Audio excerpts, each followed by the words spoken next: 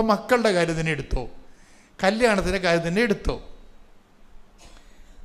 അപ്പോൾ കല്യാണത്തിൻ്റെ കാര്യം നിങ്ങൾക്ക് മക്കൾക്ക് കിട്ടണമെങ്കിൽ ഇപ്പോൾ ചിലർക്ക്, ഇപ്പം കഴിഞ്ഞ ദിവസം ഒരു സാക്ഷ്യം ഞാൻ കണ്ടത് എനിക്ക് ഞെട്ടിപ്പോയി. അവർക്ക് 7 കൊല്ലം മക്കളില്ല.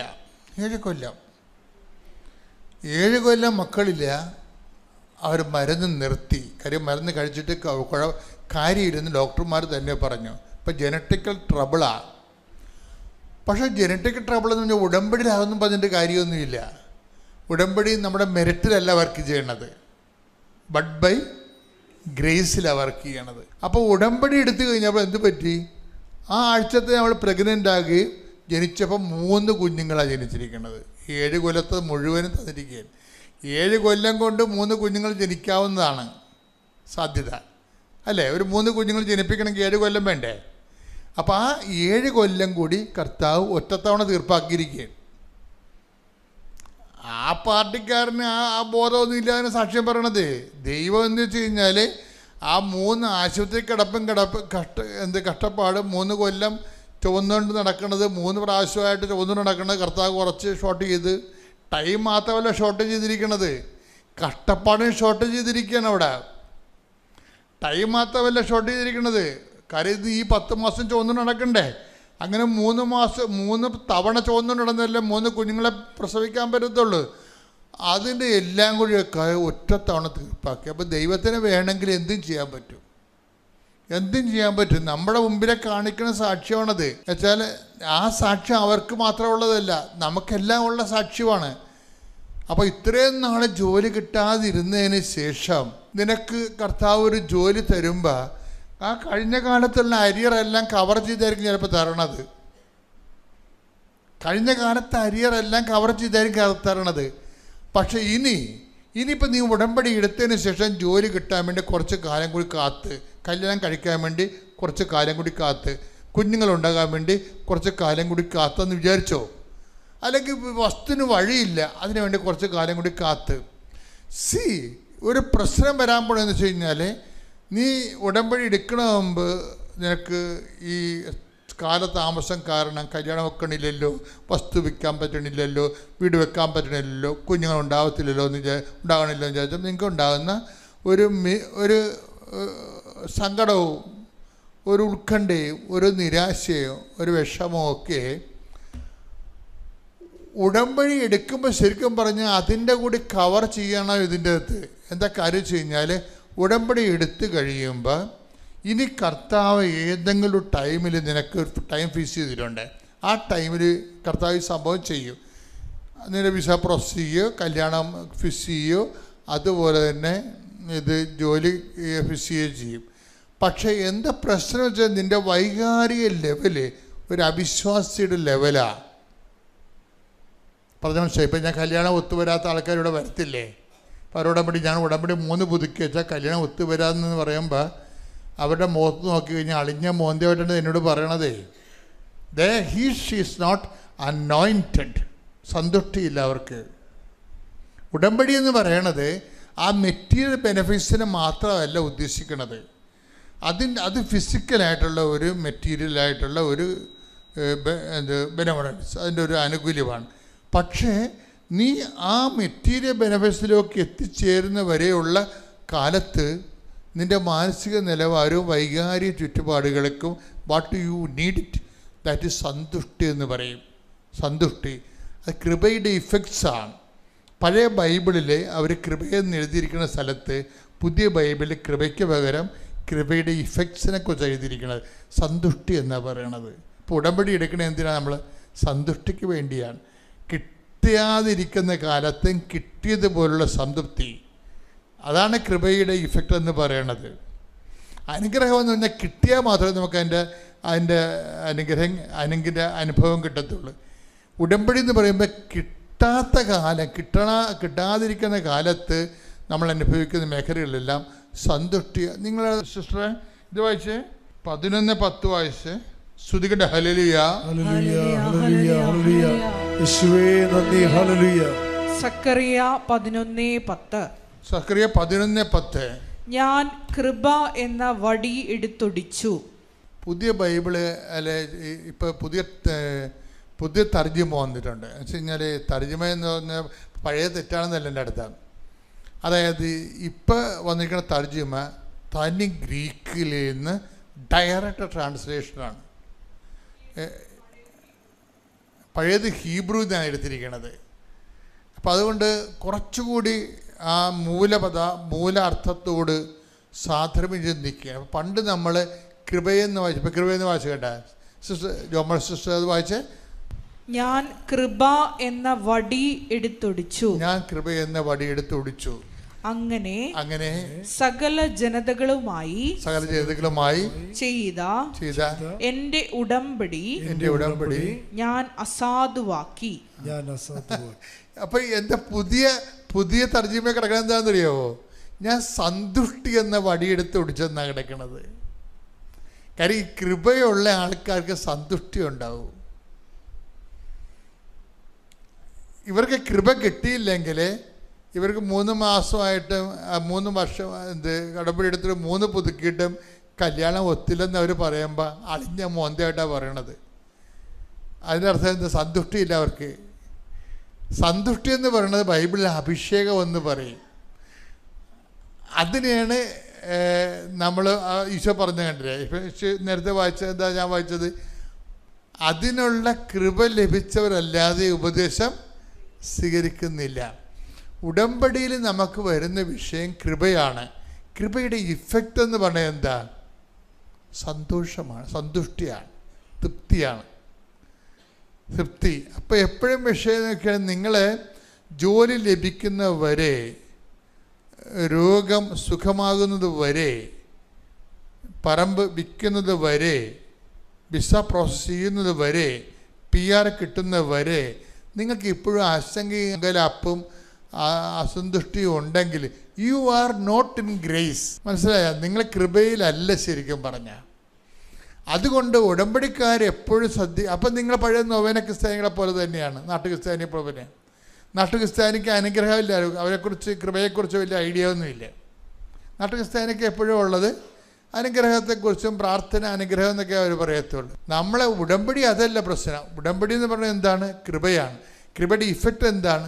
സന്തുഷ്ടിയാണ്. അത് കിട്ടിയാലും കിട്ടിയില്ലെങ്കിലും കിട്ടിയതുപോലുള്ള സംതൃപ്തിയാണ്. കിട്ടിയില്ലെങ്കിലും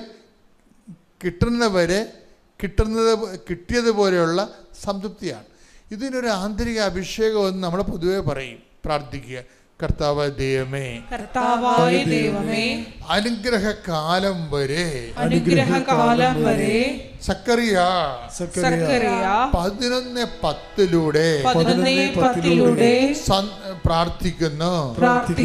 സന്തുഷ്ടിയോടെ ജീവിക്കുവാൻ ഞങ്ങൾക്ക് പ്രത്യേക അനുഗ്രഹം നൽകണമേ. ശ്രുതികട ഹല്ലേലൂയ, ഹല്ലേലൂയ, ഹല്ലേലൂയ,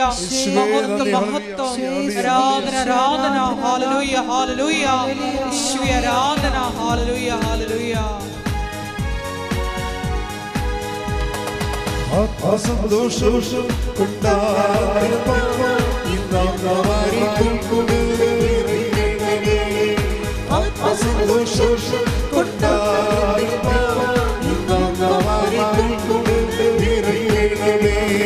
ദൈവത്തിന്റെ തേജസ്സിനെ പ്രകാശമേ വെളിച്ചമായി, ദൈവത്തിന്റെ തേജസ്സിനെ പ്രകാശമേ വെളിച്ചമായി, സന്തോഷം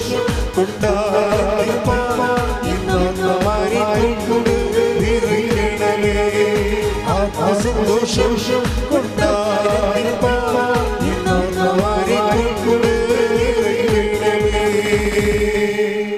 നാമത്തിന് മഹത്വം ഉണ്ടാകട്ടെ. എൻ്റെ പേര് ജസ്റ്റിൻ തോമസ്, ഭാര്യ ആഷ്ന, മോൻ എയ്ഡൻ. ഞാനിത് 2ാം തവണയാണ് പരിശുദ്ധമ്മ നേരിട്ട് ജീവനോട് പ്രത്യക്ഷപ്പെട്ട സന്നിധിയിൽ സാക്ഷ്യം പറയുന്നത്. ഞാൻ ആദ്യമായി ഉടമ്പടി എടുത്തത് 2025 ജൂൺ മാസം 9-ാം തീയതിയാണ്. അതിനുശേഷം 2ാമത്തെ ഉടമ്പടി പുതുക്കിയപ്പോൾ മാതാവിനെ എടുക്കാൻ സാധിച്ചു. ഈ മാസം 11-ാം തീയതി വന്ന് 3-ാമത്തെ ഉടമ്പടി പുതുക്കിയപ്പോഴും മാതാവിനെ എടുക്കാൻ സാധിച്ചു. എൻ്റെ ആദ്യത്തെ സാക്ഷ്യമെന്ന് പറഞ്ഞാൽ, ഞാൻ ഭാര്യയായിട്ട് ഇൻ്റർവ്യൂവിന് കൊണ്ടുപോയി തൃശ്ശൂർ ഇവിടെ GH ഹോസ്പിറ്റലിൽ. അന്ന് വളരെ അത്ഭുതകരമായിട്ട് മാതാവ്, സഞ്ചാരി മാതാവെന്ന് പറയുന്നത് എൻ്റെ ജീവിതത്തിൽ ആദ്യത്തെ അനുഭവമാണ്. അപ്പോൾ ഭാര്യയെ ഞാൻ കൊണ്ടുപോയപ്പോൾ ഒരുപാട് പേര് ഇൻ്റർവ്യൂവിന് വന്നിട്ടുണ്ട്. ഏറ്റവും അവസാനത്തിന് മുമ്പത്തെ ആളായിട്ടാണ് ഭാര്യ കയറി പോയത് ഇൻ്റർവ്യൂവിന്. അവിടെ നിന്ന് ഇറങ്ങിപ്പോകുന്നവരൊക്കെ ഞാൻ എങ്ങനെയുണ്ട് ഇൻ്റർവ്യൂ എന്ന് ചോദിച്ചു. അപ്പോൾ അവരൊക്കെ പറഞ്ഞ് കിട്ടത്തില്ല ചേട്ടാ, അവർ നമ്മളെടുക്കാൻ വേണ്ടിയിട്ട് ഇൻ്റർവ്യൂ നടത്തുന്നതല്ലെന്നാണ് പറഞ്ഞത്. ആദ്യമായിട്ട് ഹാപ്പി ആയിട്ട് എനിക്ക് കിട്ടി എന്നും പറഞ്ഞ് എന്നെ എടുത്തു എന്ന് പറഞ്ഞ് വന്നത് എൻ്റെ ഭാര്യ മാത്രമാണ്. അപ്പോൾ അങ്ങോട്ട് ആ ചേംബറിലേക്ക് പോകുന്നതിന് മുമ്പ് ഞാൻ ഉടമ്പടി തൈലം വിശ്വാസപ്രമാണം ചൊല്ലി നെറ്റിയിൽ അതുപോലെ തന്നെ ചുണ്ടിൽ ഞാൻ തൊട്ട് കൊടുത്തിട്ടാണ് വിട്ടത്.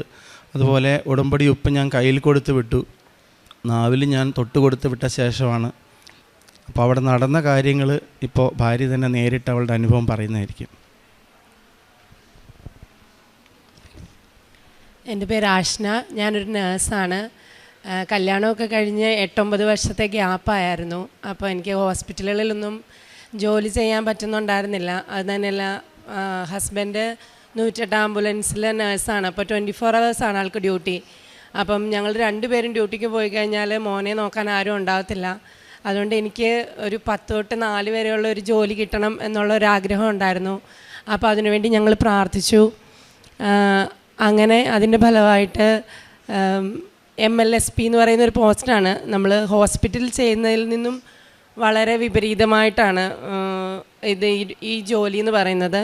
എനിക്കതിനെക്കുറിച്ച് ഒന്നും അറിയത്തില്ലായിരുന്നു. എങ്കിൽ പോലും ആ സമയത്തിൻ്റെ 10 തൊട്ട് 4 വരെയുള്ള ജോലി ആയതുകൊണ്ട് എന്തായാലും ഇൻ്റർവ്യൂവിനൊക്കെ പോകാമെന്ന് വിചാരിച്ചു. എനിക്കാണെങ്കിൽ ഈ 9 വർഷത്തോളം ഗ്യാപ്പുള്ളത് കൊണ്ട് ഇൻ്റർവ്യൂ ഒക്കെ എങ്ങനെയാവും, എക്സാം എങ്ങനെയാവും, ഭയങ്കര ടെൻഷനായിരുന്നു. ഒന്നും പഠിച്ചൊന്നുമില്ല. പക്ഷേ മാതാവിനോട് പ്രാർത്ഥിച്ചു. ഉപ്പ് കുറച്ച് പോക്കറ്റിലൊക്കെ ഇട്ടുകൊണ്ടാണ് പോയത്. എൻ്റെ റിട്ടേൺ എക്സാമിന് 150 പേരോളം ഉണ്ടായിരുന്നു. റിട്ടേൺ എക്സാമിൽ കുറേ ക്വസ്റ്റ്യനൊക്കെ ഞാൻ പണ്ട് പഠിച്ചിട്ടുള്ളതാണ്. പക്ഷേ ഏകദേശം ഒരേപോലത്തെ ആൻസറൊക്കെ ആയിരുന്നതുകൊണ്ട് എനിക്ക് ആകെ കൺഫ്യൂഷനായിരുന്നു എന്താണ് ചെയ്യേണ്ടതെന്ന്. പിന്നെ എനിക്ക് തോന്നിയതിനൊക്കെ ഞാൻ ടിക്കറ്റിട്ട് പോന്നു. റിട്ടേൺ കഴിഞ്ഞപ്പോൾ ഞാൻ പറഞ്ഞു എനിക്കറിയത്തില്ല കിട്ടുമോ എന്നുള്ളത്. കാരണം ഇത്രയും ആൾക്കാരുണ്ട്, പിന്നെ എഴുതിയിരിക്കുന്ന ആൻസറൊക്കെ ശരിയാണോ എന്നും അറിയില്ല. എന്തായാലും മാതാവ് അനുഗ്രഹിച്ച് എനിക്ക് 36ാമത്തെ സ്ഥാനം കിട്ടി ആ റിട്ടേൺ എക്സാമിൽ. അങ്ങനെ ഇൻ്റർവ്യൂവിന് വിളിച്ചു. 1 മാസം കഴിഞ്ഞായിരുന്നു ഇൻ്റർവ്യൂ. അതിന് പോയപ്പോൾ എനിക്ക് അതിലും ടെൻഷനായിരുന്നു. കാരണം റിട്ടേൺ എക്സാമിന് നമുക്ക് എന്തെങ്കിലുമൊക്കെ പേപ്പറെ വരച്ച് വെച്ചാൽ മതി. ഇൻ്റർവ്യൂ എന്ന് പറയുമ്പോൾ ഒരു ഇൻ്റർവ്യൂ ബോർഡിൻ്റെ മുമ്പിൽ പോയി നിന്ന് ആൻസർ പറയുകയാണ്. അപ്പോൾ ഒന്നും അറിയാതെ എന്ത് ചെയ്യുമെന്നുള്ള ആകെ ടെൻഷനായിരുന്നു. അവിടെ ചെന്ന് കഴിഞ്ഞിട്ട് എന്ത് പഠിക്കണമെന്നൊന്നും എനിക്ക് വലിയ ഐഡിയ ഇല്ലായിരുന്നു. അവിടെ ചെന്ന് കഴിഞ്ഞ് ഞങ്ങൾക്കൊരു 52 പേരോളമായിരുന്നു അവർ ഇൻ്റർവ്യൂവിന് സെലക്ട് ചെയ്തിട്ടുണ്ടായിരുന്നത്. അതിൽ 36ാമത്തെ ആയിരുന്നു ഞാൻ. അപ്പോൾ ഈ ആദ്യം പോയവരൊക്കെ വന്നിട്ട് വരുമ്പോൾ ഞങ്ങൾ ചോദിക്കുന്നുണ്ട് എന്താ ചോദിച്ചത്. അപ്പോൾ അവർ കുറച്ച് ക്വസ്റ്റ്യനൊക്കെ പറഞ്ഞു. എന്നിട്ട് പറഞ്ഞു ഭയങ്കര ടഫാണ്, 2 സാറുമാരും ഒരു മേഡമാണ് ഇരിക്കുന്നത്. ആ മേഡം ഭയങ്കര ഇതായിട്ട് ക്വസ്റ്റ്യൻ ചോദിക്കുന്നുണ്ട്, നമ്മളെ ഇട്ട് വലപ്പിക്കുവാണ്, ഒരു രക്ഷയില്ല എന്ന് പറഞ്ഞിട്ടാണ് എല്ലാവരും ഇറങ്ങിപ്പോകുന്നത്. അത് കണ്ടപ്പോൾ എനിക്ക് ഒന്നുകൂടെ പേടിയായി. കാരണം വന്നിരിക്കുന്ന മിക്ക പിള്ളേരും PSCക്കൊക്കെ പഠിച്ച് അത്യാവശ്യം നന്നായിട്ട് അറിവുള്ള കുട്ടികളായിരുന്നു. എനിക്കാണെങ്കിൽ ഇതിനൊന്നും അറിയത്തില്ല. ഞാൻ ആകെ വിഷമിച്ചു. എനിക്ക് കിട്ടത്തില്ല എന്നുള്ള ഒരു ഇതിലൊക്കെ തന്നെയാണ് ഞാൻ നിന്നതും. പിന്നെ ഇറങ്ങി വന്നവരോട് ചോദിച്ച ആ ഒരു 2 മണിക്കൂർ കൊണ്ട് കുറച്ച് ക്വസ്റ്റ്യനൊക്കെ പഠിച്ചു.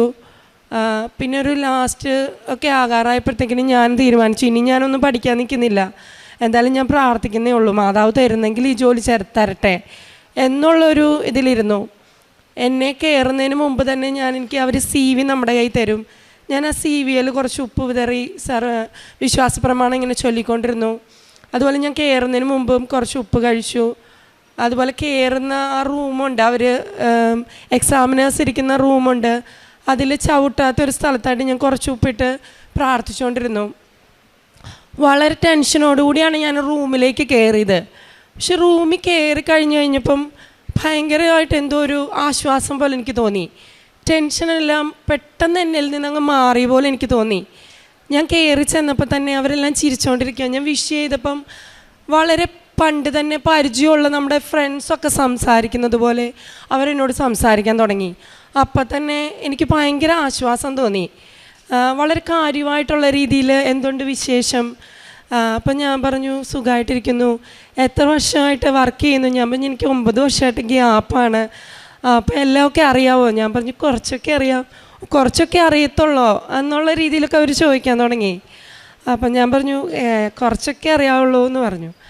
അപ്പോൾ ഒരു 2-3 ക്വസ്റ്റ്യൻ ചോദിച്ചു. അത് ഏകദേശം എനിക്ക് അറിയാവുന്നതായിരുന്നു. കാരണം നേരത്തെ ഉള്ള ആൾക്കാരോട് ചോദിച്ച് ആ ക്വസ്റ്റ്യനൊക്കെ ഞാൻ ചോദിച്ച് വെച്ചിരുന്നതുകൊണ്ട് ആ സെയിം ക്വസ്റ്റ്യൻ ആയിരുന്നുകൊണ്ട് എനിക്ക് അതൊക്കെ ഏകദേശം പറയാനൊത്തു. ഒരെണ്ണം ചോദിച്ചത് ഞാൻ കുറച്ച് പറഞ്ഞപ്പോൾ അവർ തന്നെ ബാക്കി എനിക്ക് പൂരിപ്പിച്ച് തന്നു ഇന്നതാണെന്ന് പറഞ്ഞിട്ട്. പിന്നെ അവർ ചോദിച്ച വീട്ടിൽ ആരുണ്ട്, ഹസ്ബൻഡ് എന്ത് ചെയ്യുന്നു. അപ്പം ഞാൻ പറഞ്ഞു 108 ആംബുലൻസിലാണ് ആൾ വർക്ക് ചെയ്യുന്നത്. പിന്നെ അവർ ചോദിച്ച മുഴുവൻ അതിനെക്കുറിച്ചായിരുന്നു. അപ്പോൾ എനിക്ക് ആൾ വന്ന കാര്യങ്ങൾ വീട്ടിൽ ആംബുലൻസിനെ കുറിച്ചും ആൾക്കാരെയൊക്കെ കൊണ്ടുപോകുന്നതും അതിൻ്റെ പ്രവർത്തനങ്ങളും ഒക്കെ പറയുന്നതുകൊണ്ട് എനിക്കതെല്ലാം കാണാപ്പാടമായിരുന്നു എല്ലാ കാര്യങ്ങളും.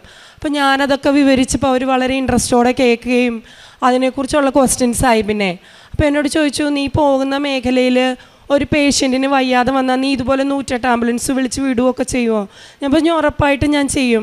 അങ്ങനെയാണെങ്കിൽ നിനക്ക് ഈ ജോലി കിട്ടിയാൽ നീ ചെയ്യുമോ? ഞാൻ പറഞ്ഞു ഉറപ്പായിട്ടും ചെയ്യുമെന്ന് പറഞ്ഞു.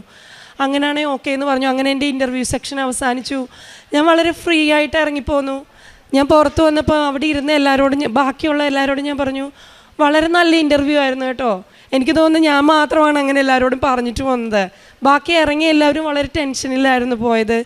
ഭയങ്കര പാടായിരുന്നു എന്ന് പറഞ്ഞിട്ട് ഞാൻ ഇറങ്ങിയപ്പോൾ തന്നെ എല്ലാവരോടും പറഞ്ഞു വളരെ നല്ല ഇൻ്റർവ്യൂ ആയിരുന്നു, വലിയ ടഫായിട്ടൊന്നും ചോദിക്കുന്നില്ല, നമുക്കറിയാവുന്നതൊക്കെ അവർ ചോദിക്കുന്നു എന്നുള്ളൂ എന്നൊക്കെ പറഞ്ഞു പോന്നു. അങ്ങനെ 1 മാസം കഴിഞ്ഞപ്പോൾ എനിക്ക് അപ്പോയിൻമെൻ്റ് ലെറ്റർ വന്നു. അതിൽ എനിക്ക് ആദ്യം വന്നത് ഒരു ദൂരെ സ്ഥലത്തേക്കായിരുന്നു. അപ്പോൾ ഞാൻ അവരോട് പറഞ്ഞു എനിക്ക് ഇച്ചിരി ദൂരെ കൂടുതലാണ് പോകാനായിട്ട്. അപ്പോൾ അവർ പറഞ്ഞു ഓക്കെ എന്ന് പറഞ്ഞു വെച്ചു. പിന്നെ കുറച്ച് ദിവസം കഴിഞ്ഞ് വീണ്ടും വിളിച്ചു. എനിക്ക് അടുത്തുള്ള ഒരു സ്ഥലം തന്നെ അപ്പോയിൻമെൻറ്റ് കിട്ടി, വരവൂരെന്ന് പറയുന്നത്. അവിടെ ഞാൻ സ്റ്റാഫായിട്ട് ജോയിൻ ചെയ്തു. അതിൽ എനിക്ക് പറയാനുള്ളത്, എനിക്ക് ഈ ജോലി കിട്ടിയത് തന്നെ എൻ്റെ ഈ ജോലി തന്നെ ഒരു കാരുണ്യ പ്രവൃത്തിയായിട്ട് എനിക്ക് ചെയ്യാൻ പറ്റുന്ന ഒരു ജോലിയാണ് മാതാവ് തന്നത്. അതായത് എനിക്ക് ചെയ്യേണ്ട ഒരു ഇതെന്ന് പറഞ്ഞാൽ പ്രയോറിറ്റി വിസിറ്റ് എന്ന് പറയുന്നൊരിതാണ്. അതായത് നമുക്ക് വീടുകളിൽ പോയിട്ട് രോഗികളായിരിക്കുന്നവരെയും പ്രായമായവരെയും കണ്ട് അവരുടെ BP ഷുഗറൊക്കെ എടുക്കുക, അവരുടെ സുഖവിവരങ്ങൾ അന്വേഷിക്കുക, അതൊക്കെയാണ് എൻ്റെ ജോലി. അപ്പോൾ എനിക്ക് തോന്നി ഇത് മാതാവ് എനിക്കായിട്ട് കനിഞ്ഞു തന്നൊരു ഇതാണ്. കാരണം ഹസ്ബൻഡ് മിക്കവാറും കാരുണ്യ പ്രവൃത്തിയുടെ ഭാഗമായിട്ട് പീസ് ഹോമിലൊക്കെ പോകാറുണ്ട്. ഞങ്ങളും പോകാറുണ്ട്. ഞങ്ങൾ 3 കൂടെയാണ് പോകാറ്. പലപ്പോഴും സാധിക്കാറില്ല എനിക്ക് പോകാൻ. അപ്പോൾ ഈ ജോലി മാതാവായിട്ട് കനിഞ്ഞു തന്നതാണ് കാരുണ്യ പ്രവൃത്തി ചെയ്യാൻ. അപ്പോൾ എന്നും എനിക്ക് കാരുണ്യ പ്രവൃത്തി ചെയ്യാൻ സാധിക്കുന്നുണ്ട് എൻ്റെ ഈ ജോലിയിലൂടെ. എന്നും വയസ്സായ അമ്മമാരെ കാണാനും അപ്പന്മാരെ കാണാനും എല്ലാവരുടെയും സുഖവിവരങ്ങളൊക്കെ അന്വേഷിക്കാനും ഒക്കെ എനിക്ക് സാധിക്കുന്നുണ്ട്. അപ്പോൾ അമ്മ ഇന്ന് തന്ന ഈ വലിയ അനുഗ്രഹത്തിന് ഞാൻ ഒരുപാട് നന്ദി പറയുന്നു. അതുപോലെ മോൻ്റെ സ്കൂൾ ടൈം കഴിയുമ്പോൾ തന്നെ എനിക്കും വീട്ടിലെത്താൻ സാധിക്കുന്നുണ്ട്. അവനെ സ്കൂളിൽ വിട്ടിട്ട് ജോലിക്ക് പോകാനും അവൻ വരുന്ന കൂടെ എനിക്ക് വരാനും സാധിക്കുന്നുണ്ട്. ഇത്രയൊക്കെ അനുഗ്രഹം തന്ന മാതാവിന് 1000 ഈശോയ്ക്കും 1000 നന്ദി പറയുന്നു. യേശുവെ നന്ദി, യേശുവെ സ്തുതി. ഈ മാസം ഞാൻ ഉടമ്പടി പുതുക്കാനായി 3ാമത്തെ തവണ ഉടമ്പടി പുതുക്കാനായിട്ട് വരുന്നതിന് മുമ്പ് ഈ മാസം 2-ാം തീയതി, ഞാൻ 11-ാം തീയതിയാണ് 3ാമത് ഉടമ്പടി പുതുക്കാൻ വന്നത്. ഉറക്കക്കുറവുള്ളത് കൊണ്ട് കുറച്ച് മറവിയും കാര്യങ്ങളൊക്കെ ഉണ്ട്. അപ്പോൾ അന്ന് ഞാൻ ഡ്യൂട്ടി കഴിഞ്ഞ് ഇറങ്ങിയിട്ട് എനിക്ക് വീട്ടിലേക്ക് പോകാൻ പറ്റാത്തൊരവസ്ഥയായിരുന്നു. ശരിക്കും പറഞ്ഞാൽ നമ്മൾ ഇക്ഷ ഇണ്ണ വരയ്ക്കുമെന്ന് പറയുന്ന ഒരവസ്ഥ. ബെഡിലേക്ക് കയറാനും ബെഡിൽ നിന്ന് ഇറങ്ങാനും എനിക്ക് പറ്റാത്ത അവസ്ഥ. ലാസ്റ്റ് ഞാൻ വീട്ടിൽ ഒരു ബെൽറ്റ് വാങ്ങിച്ച് വെച്ചിട്ടുണ്ട്, നമ്മൾ നടുവിന് കെട്ടുന്ന ബെൽറ്റ്. അത് വാങ്ങിച്ച് അത് ഇട്ടതിന് ശേഷമാണ് ഞാൻ എങ്ങോട്ടെങ്കിലും പോകാൻ പോകുന്നത്. നമ്മുടെ വീട്ടിൽ നിന്ന് വടക്കാഞ്ചേരി സെൻറ്റ് ഫ്രാൻസിസ് സേവിയർ ഫൊറോന ഇടവകയാണ് ഞങ്ങളുടെ. 250 മീറ്ററേ ഉള്ളൂ വീട്ടിൽ നിന്ന് പള്ളിയിലേക്ക് പോകാൻ. അപ്പോൾ ഞങ്ങൾ താമസിക്കുന്നത് ഫസ്റ്റ് ഫ്ലോറിലായതുകൊണ്ട് അവിടുന്ന് ഒരു സ്റ്റെപ്പ് പോലും ഇറങ്ങാൻ എനിക്ക് പള്ളിയിൽ പോലും പോകാൻ പറ്റാത്തൊരവസ്ഥയായിരുന്നു. പക്ഷേ ഞാൻ ഉടമ്പടി പുതുക്കാനായിട്ട് 3ാമത്തെ ഉടമ്പടി പുതുക്കാനായിട്ട് ഇവിടെ വന്നത് ബെൽറ്റ് കെട്ടിക്കൊണ്ടാണ്. ഈ ഉപ്പ് കഴിക്കുക, തേൻ, അതുപോലെ തന്നെ ഉടമ്പടി തൈലം നടുവിന് പുരട്ടി വിശ്വാസപ്രമാണം ചെല്ലുക, ഞാനിവിടെ വളരെ ബുദ്ധിമുട്ടിയാണ് വന്നത്. എന്നിട്ട് ഞാനിവിടെ നിന്ന് തിരിച്ചു പോകുന്ന എൻ്റെ ബെൽറ്റ് അഴിച്ച് ബാഗിൽ വെച്ചുകൊണ്ടാണ്. അന്ന് മുതൽ ഇന്ന് വരെ ഞാൻ യാതൊരു മരുന്നും കഴിച്ചിട്ടില്ല. പെയിൻ കില്ലർ കഴിക്കേണ്ട അവസ്ഥയാണ്. കാരണം നടുവിന് എന്തോ കുത്തുന്ന പോലുള്ളൊരു വേദനയാണ് വരുന്നത്.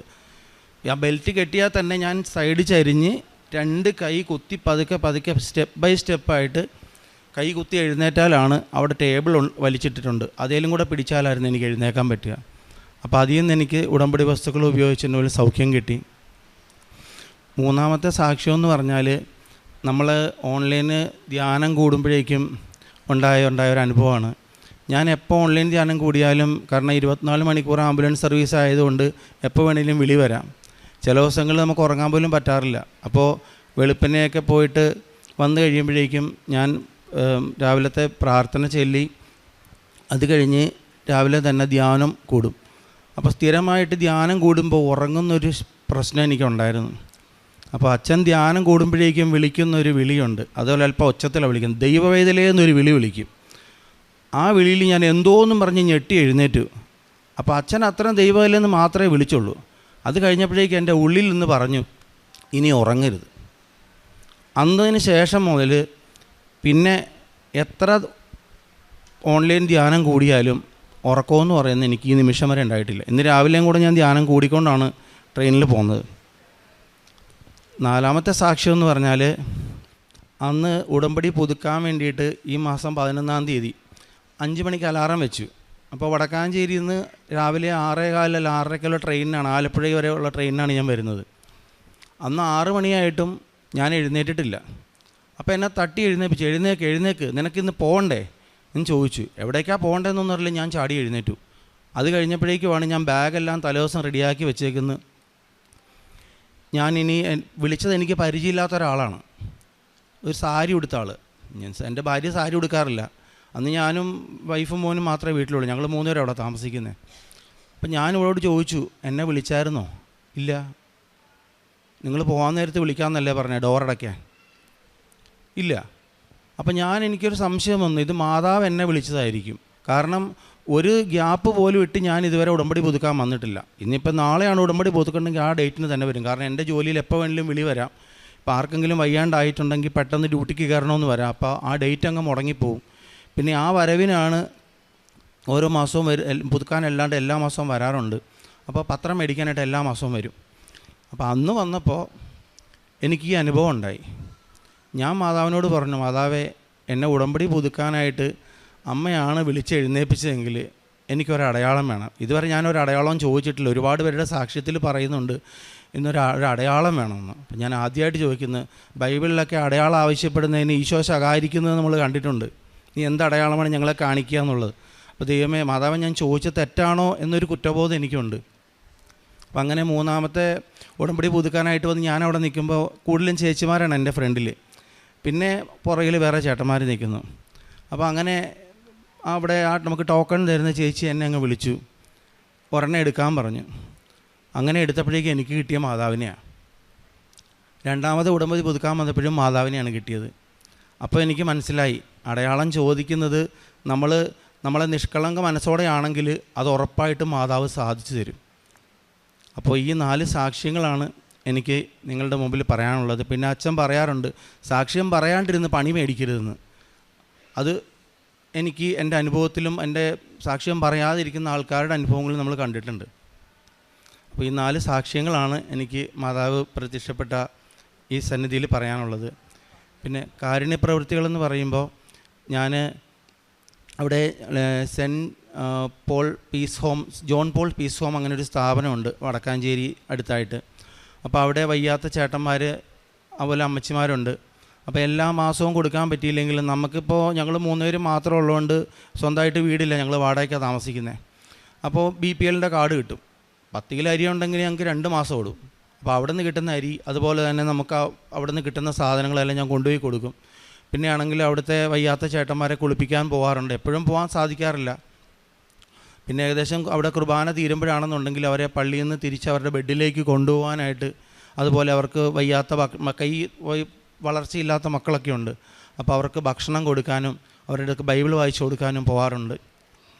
പിന്നെ ഇവിടെ നിന്നുള്ള പത്രം ഞാൻ കൊണ്ടുപോയി നടന്നാണ് കൊടുക്കാറ്. അവിടെ എവിടെ പോയാലും വണ്ടിയിൽ പോയി കൊടുക്കുന്ന ശീലമില്ല.